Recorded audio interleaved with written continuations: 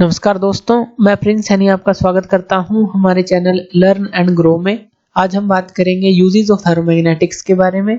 इससे पहले हमने फेरोमैग्नेटिक मटेरियल्स के बारे में पढ़ा था, तो उसका भी ओवरव्यू ले लेते हैं। लेकिन पहले जो लेक्चर है आपको जरूर समझने हैं ताकि हम इस लेक्चर को आसानी से समझ पाएं। जो फेरोमैग्नेटिक मटेरियल होते थे तो उनके अंदर हमने देखा था डोमेन्स बनते थे, लेकिन यहाँ पर हम एक छोटा सा बेसिक डिस्कस करेंगे। मान लीजिए आप दो एटम ले लेते हैं या मॉलिक्यूल ले लेते हैं और उनकी जो मैग्नेटिक मूवमेंट लेते हैं, एक की इस तरफ ले लेते हैं, एक की इस तरफ ले लेते हैं, ताकि जो नेट मैग्नेटिक मूवमेंट है हम दिखा सकें कि वो कैंसिल आउट हो रही है और वो अभी जीरो है अगर नेट की बात करें।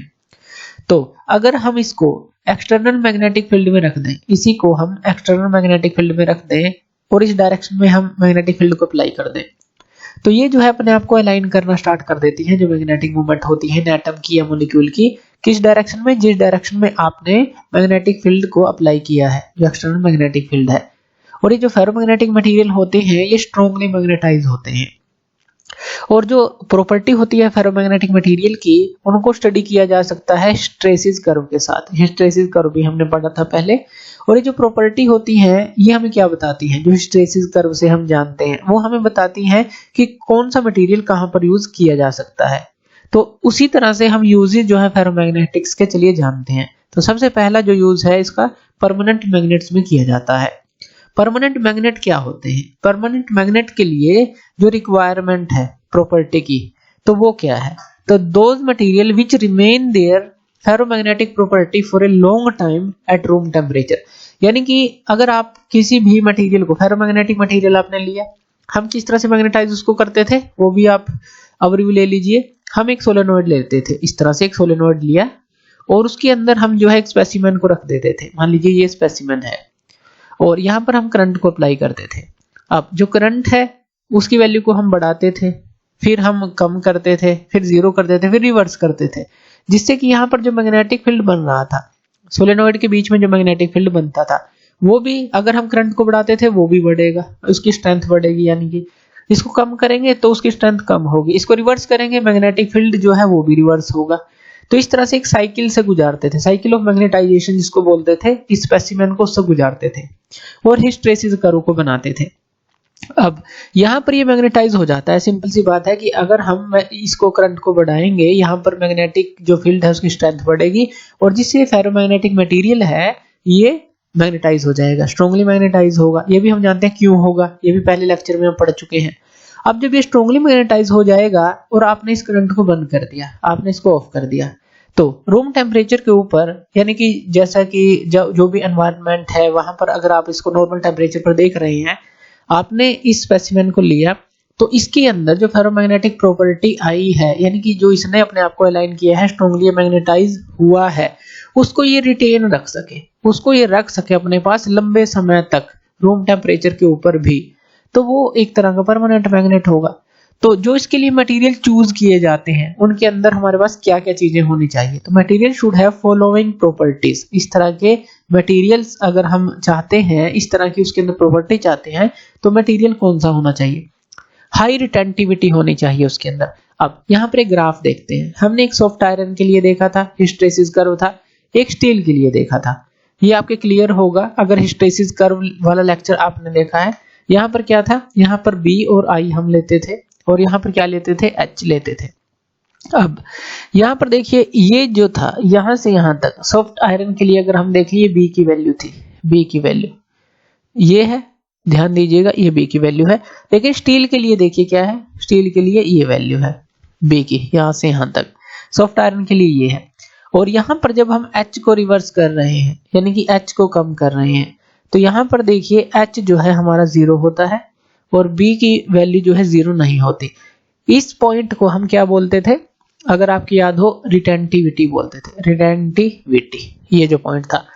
फिर हमें क्या करना पड़ता था, बी को जीरो करना है। अगर सॉफ्ट आयरन के लिए ही देख रहे हैं अभी, तो यहाँ पर देखें, इस पॉइंट पर देखिए वर्टिकल एक्सिस पर बी दिखाया है, हॉरिजॉन्टल एक्सिस पर एच दिखाया है।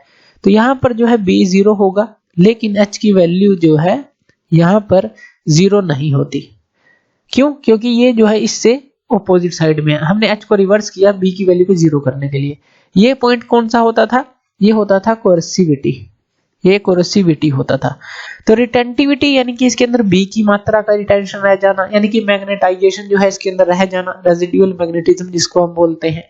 तो वो तो रिटेंटिविटी वाला पॉइंट होता है जहां H 0 होता है लेकिन B की वैल्यू 0 नहीं होती। कोरोसिविटी होती है जहां पर H की वैल्यू तो 0 नहीं होती लेकिन B की वैल्यू 0 हो जाती है। H की वैल्यू हमारी रिवर्स हमें करनी पड़ती है, यानी कि रिवर्स डायरेक्शन में जब हम चलें तभी B की वैल्यू 0 होती है। तो वही चीज हम यहाँ पर पढ़ रहे हैं कि हाई रिटेंटिविटी होना चाहिए इस तरह के मटेरियल में। हाई रिटेंटिविटी का मतलब है कि जैसे कि यहाँ पर हमने देखा ये जो वैल्यू है, जैसे सॉफ्ट आयरन के लिए ये ज्यादा वैल्यू है तो हाई रिटेंटिविटी होनी चाहिए, स्टील के लिए कम वैल्यू है तो हाई रिटेंटिविटी होनी चाहिए, लेकिन साथ में हाई कोरोसिविटी भी होनी चाहिए। यहाँ पर देखिए सॉफ्ट आयरन के लिए कोरोसिविटी जो है कम है, क्योंकि यहाँ से देखिए इस ओरिजिन से O ले लेते हैं, H की वैल्यू काफी कम है, लेकिन स्टील के लिए यहाँ से यहाँ तक की वैल्यू ये काफी ज्यादा है। तो हाई अगर कोरोसिविटी की बात करें वो स्टील की है, इस केस में दोनों ही चीजें हमें ज्यादा चाहिए। तो यहाँ स्टील के अंदर हमें रिटेंटिविटी तो मिलती ही है, हाई कोरोसिविटी भी मिल रही है, तो ये चीज थोड़ा ध्यान देनी है। यहाँ पर हाई परमिएबिलिटी भी होनी चाहिए।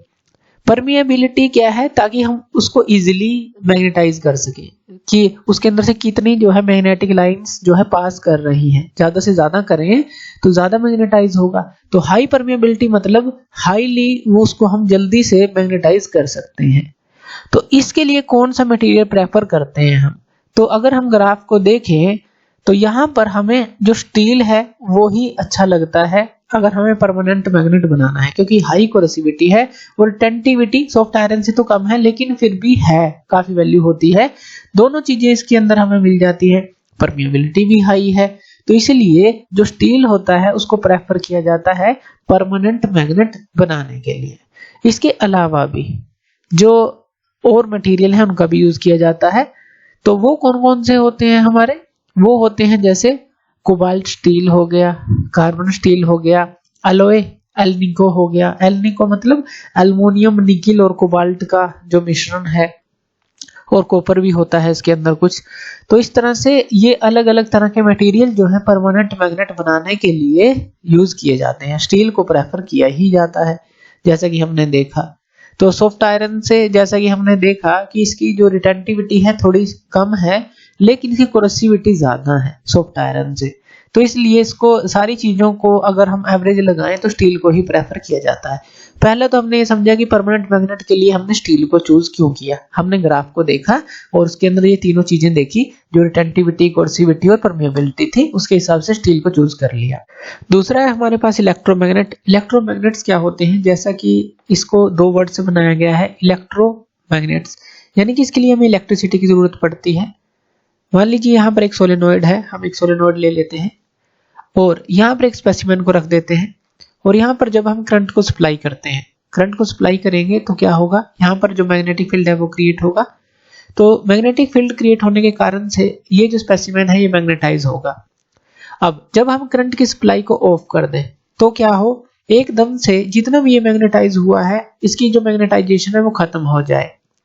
तो इस तरह के जो मैग्नेट्स होते हैं उनको इलेक्ट्रोमैग्नेट बोलते हैं, यानी कि जब आप करंट को आप ऑन करेंगे तो वो मैग्नेटाइज हो जाएगा, मैग्नेट वहां पर बनेगा।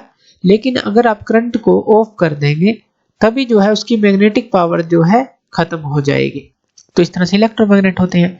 तो इस तरह के लिए कौन सा मटेरियल हमारे लिए सुटेबल रहता है इलेक्ट्रोमैग्नेट्स के लिए, तो जो कोर होती है इलेक्ट्रोमैग्नेट्स की, जो फेरोमैग्नेटिक मटेरियल्स की बनी होती है, उसके अंदर कौन कौन सी प्रॉपर्टी होनी चाहिए, हाई परमिएबिलिटी होनी चाहिए। हाई परमिएबिलिटी का मतलब है कि जैसे ही यहाँ से जो मैग्नेटिक फील्ड जो लाइंस हैं इस स्पेसिमेन से गुजरेंगे वो ज्यादा से ज्यादा गुजरनी चाहिए ताकि ज्यादा से ज्यादा मैग्नेटाइज हो सके। लेकिन उसके साथ साथ लो कोरोसिविटी भी होनी चाहिए। लो कोरोसिविटी का क्या मतलब है, यहाँ पर देखिए इस ग्राफ के अंदर, यहाँ पर सॉफ्ट आयरन की कोरोसिविटी काफी कम है। कोरोसिविटी मतलब कि अगर H की वैल्यू को देखें, यहाँ पर B की वैल्यू जहां पर 0 है और H की वैल्यू जो ओरिजिन से लेफ्ट की तरफ है, यानी कि रिवर्स डायरेक्शन में देख रहे हैं, तो कोरोसिविटी जो है इसकी काफी कम है। अगर स्टील के हम इसके साथ कंपैरिजन करते हैं तो कोरोसिविटी कम है। तो यहाँ पर अगर इस ग्राफ से हम देखें तो हाई परमिएबिलिटी, लो कोरोसिविटी, तो इसके लिए हमारा जो सॉफ्ट आयरन है वो सुटेबल बैठता है इलेक्ट्रोमैग्नेट्स के लिए। उसके बाद बात कर लेते हैं जो ट्रांसफॉर्मर कोर्स होती हैं उसके लिए कौन सा मटेरियल हमारा यूज किया जाता है।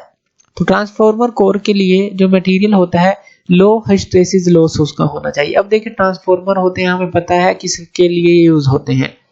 जो इलेक्ट्रिसिटी आती है दूर दूर से, जो वायर्स के थ्रू आपने देखा होगा, तो ट्रांसफॉर्मर लगाए जाते हैं, फिर वहां से जो है आगे सप्लाई की जाती है। तो ट्रांसफॉर्म करने के एक तरह से काम आती है ये एक जगह से दूसरी जगह पर। ट्रांसफॉर्मर का यूज वहां पर बीच में किया जाता है। तो लो हिस्टैरिसीस लॉस होना चाहिए। लो हिस्टैरिसीस लॉस का क्या मतलब है, जैसे कि यहाँ पर देखिए इन दोनों ग्राफ के अंदर कि किसका एरिया कम है। जैसे सॉफ्ट आयरन है, इसका जो एरिया देखें इस ग्राफ का हिस्टैरिसीस कर्व का वो कम है। इसी तरह से स्टील का देखें वो ज्यादा है, यानी कि जिसका एरिया जितना कम होगा उतना ही हिस्टैरिसीस लॉस कम होगा, एनर्जी का लॉस कह लीजिए कम होगा।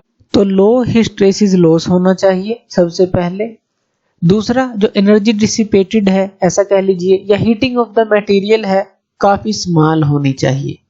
तो ये दोनों चीजें जो है इसके लिए होनी चाहिए। और इसके अलावा जो रेजिस्टिविटी है वो भी हाई होनी चाहिए।